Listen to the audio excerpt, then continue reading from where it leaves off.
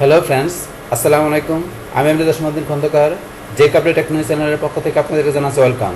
আজকের ভিডিওতে আপনাদের সাথে শেয়ার করব how to use word count on Google Docs and Microsoft Word. অর্থাৎ দেখা গেছে এখানে আমরা গুগল ডক্স এবং মাইক্রোসফট ওয়ার্ডের উপরে কীভাবে আমরা ওয়ার্ড কাউন্ট ইউজ করতে পারি, আজকে আমরা সেই বিষয়টা দেখব। প্রথম আমরা দেখি গুগল ডক্স থেকে, তারপরে দেখবো আমরা মাইক্রোসফট ওয়ার্ড থেকে। তাহলে গুগল ডক্স থেকে আমাদের কাজটা করার জন্য প্রথমে আমরা গুগলে চলে আসি।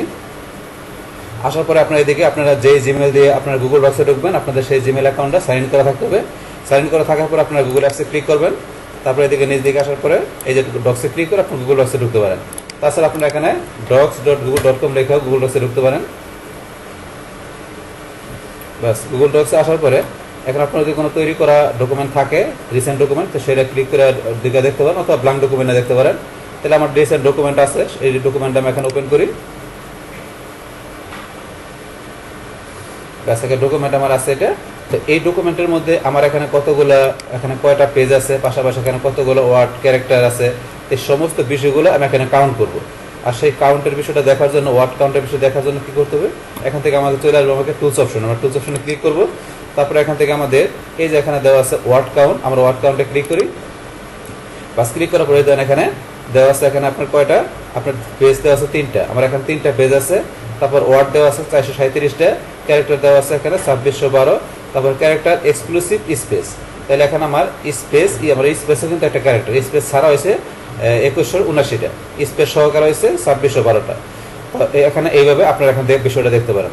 তারপর আপনারা জানেন যে ওয়ার্ড কাউন্টের অপশনটা আপনার এই ডকুমেন্টের মধ্যে আপনাকে শো করানোর জন্য, যে শো করে আপনি দেখবেন, আপনি যখন টাইপ করবেন যে আপনি কত ওয়ার্ড লিখতেছেন, কত ক্যারেক্টার, তো সেই বিষয়গুলো আপনি এখানে ওয়ার্ড কাউন্টের বিষয়টা এখানে ডিসপ্লে করে রাখবেন। তো রাখার জন্য এই যে অপশনটা দেওয়া আছে, এখানে আপনি টিক মার দেবেন, দেওয়ার পর ওকেতে ক্লিক করবেন।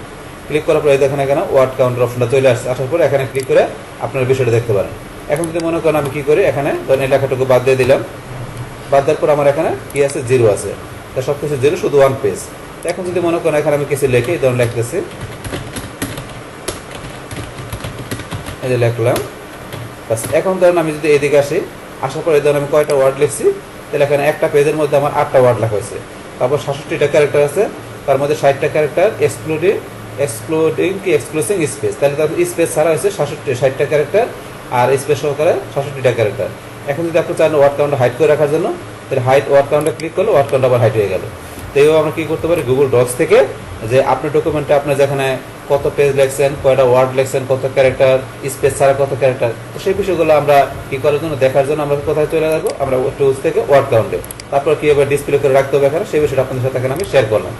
তাহলে আমরা গুগল ডক্স থেকে আমাদের ওয়ার্ড কাউন্টের বিষয়টা দেখলাম। এখন সেম কাজটা আমরা দেখবো কোথা থেকে, আমাদের অফলাইনে আমাদের মাইক্রোসফট ওয়ার্ড থেকে। তাহলে আমরা মাইক্রোসফট ওয়ার্ড ওপেন করি। ব্ল্যাঙ্ক ডকুমেন্ট নিলাম। বাস, নেওয়ার পরে এখন আমাদের মাইক্রোসফট ওয়ার্ড ধরেন যে এখানে আমাদের যারা যদি লেখা থাকে, তাহলে সেটা এখানে আমরা কি করতে পারি, যেমন গুগল ডক্স থেকে আমাদের লেখাগুলো আমরা নিয়ে আসি একটু। মানে যে ডকুমেন্ট লেখা আছে, এটা আমি ধর এখানে নিয়ে আসি মাইক্রোসফট ওয়ার্ডে কপি করে।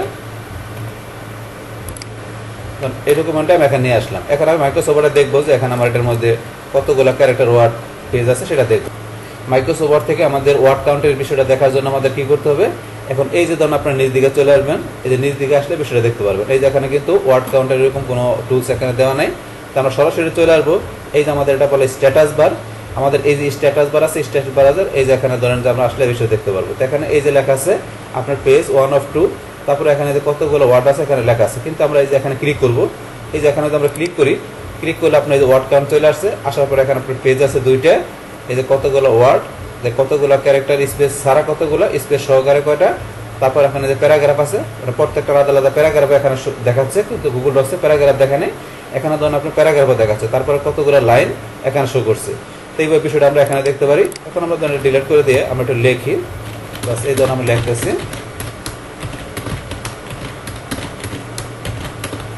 বাস, লিখলাম। এখন আমরা দেখি, এখন আমরা এই যে এখানে বলছি স্ট্যাটাস বার, এখানে আমরা ক্লিক করি।